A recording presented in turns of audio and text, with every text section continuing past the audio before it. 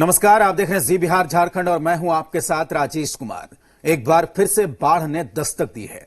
जी हां, गंडक बैराज से पानी छोड़े जाने के बाद गंडक और उसकी सहायक नदियां उफान पर हैं। बेतिया, बगहा, मोतिहारी, गोपालगंज पर गंडक का कहर टूटा है। फिर से गंडक नदी के तेवर बदले। बेतिया और गोपालगंज पर खतरा। मोतिहारी में सिकरहना का कहर। बाढ़ का कहर एक बार फिर से टूटा है। बैराज से पानी छोड़े जाने के बाद गंडक के तेवर फिर से बदल गए हैं। रौद्र रूप ऐसा कि देखकर किसी की भी रूह कांप जाए। बेतिया में नौतन प्रखंड का मंगलपुर काला गांव दोबारा पानी में डूब गया। सैकड़ों घरों में बाढ़ का पानी फिर से भर गया है। पहले 2 महीने तक पानी में डूबे रहे और अब जब थोड़ी राहत मिली कि फिर से गंडक का कहर टूट पड़ा। लोग फिर से ऊंची जगहों पर चले गए हैं। नहीं, हमको कोई देख रहे हैं। हम लोग बाढ़ में डूब करके अच्छी तरह बुरी तरह मर रहे हैं। पिछले भी बाढ़ में मरे। सीओ साहब बोले कि आपको मुआवजा देंगे, नहीं मिला। वो नहीं मिला। और बाढ़ आने से पूर्व 2 दिन पहले कोई माइकिंग हुई थी? नहीं, कोई माइकिंग नहीं। कोई अधिकारी आए थे? कोई अधिकारी नहीं। वहीं बगहा में वाल्मीकि नगर मेन रोड पर आवागमन बंद हो गया है। नौरंगिया के धुबांगा में पहाड़ी नदी के कटाव से सड़क धंस गई। टाइगर रिजर्व पार्क में भी नदी का कहर टूट पड़ा है। उधर मोतिहारी में भारी बारिश के बाद कई जगह बाढ़ का पानी घुसने लगा है। सुगौली में सिकरहना नदी का जलस्तर तेजी से बढ़ रहा है। निचले इलाकों में पानी भरने लगा है। नदी किनारे के गांवों में हड़कंप मच गया है। फिर से बाढ़ का खतरा मंडरा रहा है। वहीं ढाका की लाल बकैया नदी का जलस्तर खतरे के निशान से ऊपर है। उधर नेपाल से पानी छोड़े जाने से गंडक नदी के जलस्तर में फिर से बढ़ोतरी दर्ज की गई है, जिस वजह से अरेराज और संग्रामपुर प्रखंड क्षेत्र के निचले हिस्से वाले गांवों में बाढ़ का पानी पहुंच गया है। माल जाल का, आदमी का, सबका क्या नाम है, परेशानी ही परेशानी हम लोग झेल रहे हैं। लाल पर समझ चौथा बाढ़ ही आ गया। गंडक बैराज से लगातार पानी छोड़े जाने के बाद गंडक उफान पर है और इससे खतरा गोपालगंज पर मंडराने लगा है। बरौली के देवापुर में रिंग बांध धंस गया है, तो वहीं सारण मुख्य बांध टूटने के बाद बनाया गया बांध बीच में धंस गया। इससे बाढ़ का पानी गांव में फैलने लगा है। वहीं पानी NH 28 की ओर से तेजी से बढ़ रहा है। बरौली प्रखंड के देवापुर में दोबारा बाढ़ का पानी फैल रहा है। रिंग बांध बांधा गया था, ऊपर से और होकर बांध रहा है। तो ये संभावना है कि और प्रेशर पड़ेगा, तो हो सकता है कि वो पानी और फैले। भारी बारिश की वजह से एक बार फिर से गंडक नदी उफान पर है। ऊपर से बैराज से लगातार पानी छोड़ा जा रहा है। इससे बाढ़ का खतरा कई जिलों पर मंडराने लगा है। ब्यूरो रिपोर्ट, जी मीडिया। और अब बालू माफियाओं की कारगुजारी की खबर। बेलहार धौरी पुल के नीचे बने पिलर के पास बालू खनन करने से बांका और मुंगेर जिले की सीमा पर बड़ुआ नदी पर बने पुल के पिछले हिस्से का एक पाया धंस गया। पिलर धंसने से पुल का ऊपरी हिस्सा भी झुक गया है। पुल के झुकने से लोगों में दहशत है। साल 2010 में राज्य सरकार के पथ निर्माण विभाग ने 7 करोड़ की लागत से मुंगेर बांका जिले को जोड़ने वाली बदुआ नदी पर पुल तैयार किया था।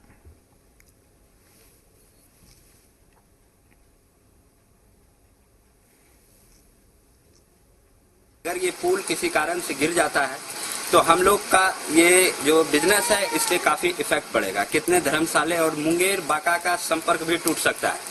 जो आज आप आ रहे हैं इतनी आसानी से, इसका यही कारण है कि पुल है, और पुल नहीं रहेगा तो आप हमारे जगह पे आने के लिए कम से कम आपको 30 से 40 किलोमीटर का एक्स्ट्रा सफर करना होगा। इंजीनियर की टीम जो है वो आने वाली है और बांका में बेलहार थाना अध्यक्ष और यहाँ हमारा संग्रामपुर थाना अध्यक्ष और सीओ को रिएक्शन दिया कि वो लोग तुरंत जाएंगे और जो भी उसमें जांच के क्रम में जो भी पाया जाएगा वो उससे अवगत कराएंगे और उसके बाद वो इंजीनियरों की टीम इस पर अपना अकॉर्डिंगली जो एक्शन होगी। कृषि बिल के खिलाफ देश भर में किसान संगठनों ने चक्का जाम कर दिया है। बिहार भी इससे अछूता नहीं रहा। पटना में जन अधिकार पार्टी के कार्यकर्ताओं ने बीजेपी दफ्तर के बाहर प्रदर्शन किया। इस बात से बीजेपी कार्यकर्ता भड़क गए और फिर बीच सड़क पर जमकर मारपीट की। लाठी डंडे तक चले।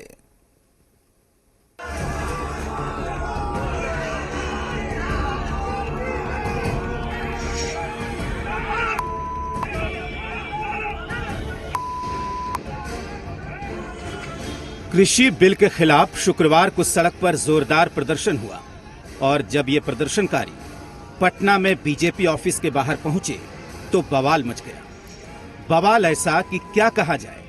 विरोध को देखने के बाद बीजेपी कार्यकर्ता भड़क गए। विरोध करने वालों से बहस शुरू हो गई और बहस के बाद जो हुआ वो तस्वीर सामने है। मारपीट हुई, लाठी डंडे चले, बैनर पोस्टर फाड़ दिया गया, खदेड़ खदेड़ कर पीटा गया। जन अधिकार पार्टी के कार्यकर्ताओं पर बीजेपी के कार्यकर्ता टूट पड़े। गेट पे जाकर के केंद्र सरकार प्रधानमंत्री नरेंद्र मोदी के खिलाफ नारे लगा रहे थे, जिसके बाद बीजेपी कार्यकर्ताओं ने उनको खदेड़ कर उनको पीटा। दोनों के बीच मारपीट हुई, जिसके बाद पुलिसकर्मी तैनात की गई है। जनता के द्वारा चुनी हुई जो सरकार है, जो 15 सालों से 15 साल लगातार जो महापाप आपने किया है, इतना बड़ा महापाप को छुपाने के लिए आप बैक दरवाजे से, आप जियो के माध्यम से, वर्चुअल के माध्यम से जो आप काम करना चाह रहे हैं, यह बिहार और बिहार के गरीब जनता पर हमला है। बवाल बढ़ा तो पुलिस बल पहुंच गई। बीजेपी ऑफिस के बाहर सुरक्षा बढ़ा दी गई। पुलिस जवान को वहां पर तैनात कर दिया गया। नवजीत, जी मीडिया, पटना। बिहार में विधानसभा चुनाव की तारीखों का ऐलान हो गया है। कोरोना वायरस संकट के बीच देश में होने वाला ये पहला बड़ा चुनाव है। शुक्रवार को चुनाव आयोग की तरफ से प्रेस कॉन्फ्रेंस में इन तारीखों का ऐलान किया गया। इस बार बिहार में 3 चरणों में मतदान होंगे और 10 नवंबर को नतीजे घोषित किए जाएंगे। यानी 10 तारीख को यह साफ हो जाएगा कि नीतीश कुमार एक बार फिर राज्य के मुख्यमंत्री बनेंगे या फिर तेजस्वी यादव की अगुवाई में महागठबंधन नया इतिहास रच पाएगा। विधानसभा चुनाव का बज गया बिगुल। इलेक्शन की तारीखों का हुआ ऐलान। 3 चरणों में वोटिंग, 10 नवंबर को नतीजे। बिहार के दंगल की तारीखों का ऐलान शुक्रवार को कर दिया गया। कोरोना संकट के कारण मतदान को कम चरणों में किया जा रहा है ताकि व्यवस्था दुरुस्त रह सके। बिहार में 3 चरणों में मतदान होगा। पहले चरण के लिए 28 अक्टूबर को वोट डाले जाएंगे। इस दिन 16 जिलों की 71 सीटों पर मतदान होगा। दूसरे चरण के लिए 3 नवंबर को वोटिंग होगी, जिस दिन 17 जिलों की 94 सीटों पर मतदान होगा। वहीं तीसरा चरण 7 नवंबर को 78 सीटों पर मतदान के साथ संपन्न होगा। 10 नवंबर को मतगणना के बाद चुनाव के नतीजे घोषित किए जाएंगे। General elections to the Legislative Assembly of Bihar shall be conducted in 3 phases. इस बार के चुनाव में कई बदलाव किए जा रहे हैं। मसलन इस बार एक बूथ पर सिर्फ 1000 ही मतदाता होंगे। इस बार चुनाव में 6 लाख पीपीई किट राज्य चुनाव आयोग को दी जाएगी। 46 लाख मास्क का इस्तेमाल भी होगा। 7 लाख हैंड सैनिटाइजर का इस्तेमाल किया जाएगा। 6 लाख फेस शील्ड उपयोग में लाए जाएंगे। 18 लाख से अधिक प्रवासी मजदूर हैं, इनमें से 16 लाख वोट डाल सकते हैं। 80 साल की उम्र तक के लोग पोस्टल बैलेट से वोट डाल पाएंगे। चुनाव के लिए 1 घंटे का वक्त बढ़ाया गया है। सुबह 7 बजे से शाम 6 बजे तक वोटिंग होगी। वोटिंग के आखिरी घंटे में कोरोना पीड़ित मतदान कर सकेंगे।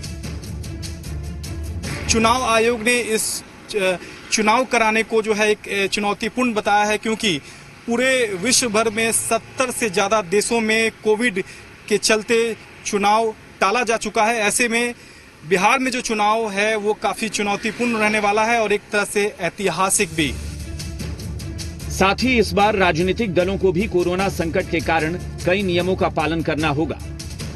डोर टू डोर कैंपेन में सिर्फ 5 लोग ही जा सकेंगे। इस बार नामांकन और हलफनामा ऑनलाइन भरा जाएगा। डिपॉजिट को भी ऑनलाइन सबमिट किया जा सकेगा। इसके अलावा नामांकन के वक्त उम्मीदवार के साथ सिर्फ 2 लोग मौजूद रहेंगे। प्रचार के दौरान किसी से हाथ मिलाने की इजाजत नहीं होगी।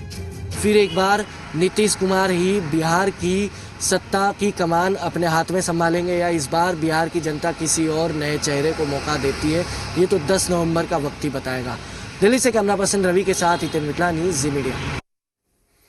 बिहार चुनाव की घोषणा के बाद सीएम नीतीश कुमार ने प्रेस कॉन्फ्रेंस की। नीतीश ने कहा कि जो भी अभी तक वादा किया है उसे निभाया है और मौका मिला तो आगे भी निभाएंगे। सीएम ने कहा कि उनकी सरकार ने 7 निश्चय योजना पर काम किया और फिर से सरकार बनती है तो इसे आगे बढ़ाया जाएगा।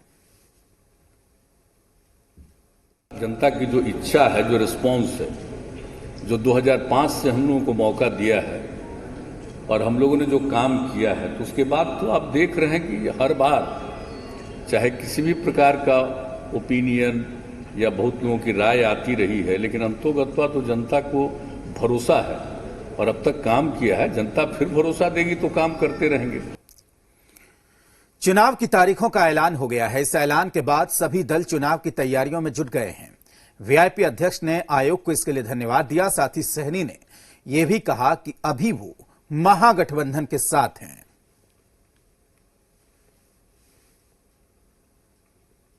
बिहार के जनता को भी धन्यवाद दूंगा कि वो हर तरह का ध्यान रखते हुए मतदान करें और अपने जान माल का सुरक्षा करते हुए सारे का रूल रेगुलेशन को पालन करते हुए और बिहार के तमाम साथी मतदान करें। चुनाव जितने भी पॉलिटिकल पार्टी है सबको शुभकामना देता हूं कि सब अपने अपने तरीके से चुनाव मैदान में आए। चुनाव के टाइम में सबका पार्टी अलग अलग है, तो निश्चित तौर पे चुनाव के समय में थोड़ा सा नोकझोंक होता है अच्छे सीट के लिए, ज्यादा से ज्यादा सीट के लिए, तो ये सब तो हर पार्टी में चलता है। आज एनडीए कौन सा क्लियर हो गया, एनडीए में भी इस तरीके का ही स्थिति है। तो और ये है कि अभी चुनाव आयोग की तरफ से नोटिफिकेशन जारी हो गया, तो हमें लगता है कि बहुत जल्दी गठबंधन में भी सारी चीजें क्लियर हो जाएंगे। और चुनाव की घोषणा के बाद जेडीयू ने तेजस्वी पर हमला बोल दिया है। जेडीयू के अजय आलोक, अरविंद निषाद, अंजुम आरा ने तेजस्वी पर निशाना साधते हुए कहा कि लालू परिवार बिखरा हुआ है और चुनाव में तेजस्वी के जीत के दावों की धज्जियां उड़ जाएंगी। जेडीयू के तीनों नेताओं से बिहार के पॉलिटिकल एडिटर शैलेंद्र जी ने खास बातचीत की। बिहार का नेता कैसा हो? बिहार में चुनाव की तारीखों का ऐलान हो गया है और इसके साथ ही आरोप प्रत्यारोप का दौर भी शुरू हो गया है। तेजस्वी यादव ने कहा जनता बदलाव चाहती है। हमारे साथ 3 प्रवक्ता हैं जेडीयू के, हम तीनों लोगों से बात करते हैं। 2 प्रवक्ता और एक नेता। अजय आलोक जी, सीधा तौर पर तेजस्वी यादव कह रहे हैं कि 15 साल हो गए, अब बदलाव हो जाएगा। बिल्कुल, ये बदलाव का ही चुनाव है। देखिए, हम कोरोना संक्रमण के दौर से गुजर रहे हैं और अभूतपूर्व चुनाव है और इस चुनाव में कोरोना महामारी का तो अंत की शुरुआत होगी ही। सामाजिक कोरोना को भी बिहार इस बार परमानेंटली भगाएगा। कहना क्या चाह रहे हैं साफ साफ कहिए ना। क्योंकि ये चुनाव आ रहा है, होटवार की जेल से चल के आ रहा है ये चुनाव। कमीशन खोर किसान जो किसानी पे कमीशन खोरी करते हैं उनको बदलने के लिए आ रहा है चुनाव। देखिए, ट्रैक्टर पे चल के आ रहे हैं। ये चुनाव इन सबको बहा के ले जाएगा। तो आप सीधा सीधा कह रहे हैं तेजस्वी यादव नहीं आने वाले? तेजस्वी यादव हैं क्या जो आने वाले हैं? हैं कहाँ? हमारे कृपा से नेता विपक्ष का पद मिला था, वो भी खत्म हो जाएगा। नेता विपक्ष का पद भी खत्म हो जाएगा। तो कह रहे हैं रोजगार विधायक नहीं बन पाएंगे। आप नेता प्रतिपक्ष की बात कर रहे हैं, इकाई में रह जाएंगे, दहाई में नहीं जाएंगे। इतना विश्वास आप लोगों को है? बिल्कुल, हम लोग को विश्वास है कि बिहार की जनता पूरी तरह से आशीर्वाद देगी, क्योंकि उन माननीय नेता नीतीश कुमार जी ने बिहार के आवाम से जो भी कमिटमेंट किया, चाहे हम बिजली की बात करें, रोड की बात करें, सड़क की बात करें, इंफ्रास्ट्रक्चर, साथ ही साथ मानव विकास, जो न्याय के साथ सबका विकास उन्होंने कहा, उसको पूरी तरह से उन्होंने पालन किया और समय सीमा से पहले उन्होंने किया है। तो साफ तौर पर विकसित बिहार बनाना है, ये कहना है जेडीयू के प्रवक्ताओं का। और ये साफ तौर पर है कि तेजस्वी यादव को मौका नहीं मिलने जाए, क्योंकि उनका परिवार ही एक नहीं है, आपस में एक नहीं है। तो जनता को क्या एकजुट रख पाएंगे, वोटरों को क्या एकजुट रख पाएंगे? कैमरा दीनानाथ ओझा के साथ शैलेंद्र, जी मीडिया, पटना। सीएम नीतीश कुमार रघुवंश सिंह के घर वैशाली के महनार पहुंचे और पूर्व केंद्रीय मंत्री स्वर्गीय रघुवंश सिंह की फोटो पर फूल माला चढ़ाकर श्रद्धांजलि दी। अपने संबोधन में रघुवंश सिंह के साथ बीते पलों को उन्होंने याद किया और रघुवंश सिंह के अंतिम पत्र पर तत्काल ही अमल किए जाने की बात की। सीएम ने कहा कि बीमार हालत में देश हित के लिए पत्र लिखना साधारण व्यक्ति का काम नहीं है। रघुवंश बाबू किसी भी दल में रहे हों, मगर उनका नहीं रहना अपूर्णीय क्षति है। रघुवंश बाबू अमर रहे, रघुवंश बाबू अमर रहे।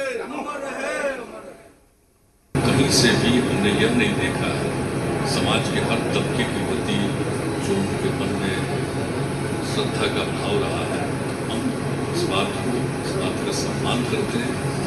और अब वो नहीं रहे तो ये चाहते हैं कि जो हमारी नई पीढ़ी के लोग हैं उन नई पीढ़ी के लोगों को इस तरह के विचारों से अवगत कराना चाहिए, ताकि लोग जानें कि लोग कितना मेहनत करते हैं। एक प्रोफेसर के रूप में जिनको पढ़ाना था, किस तरह से लोगों की सेवा की।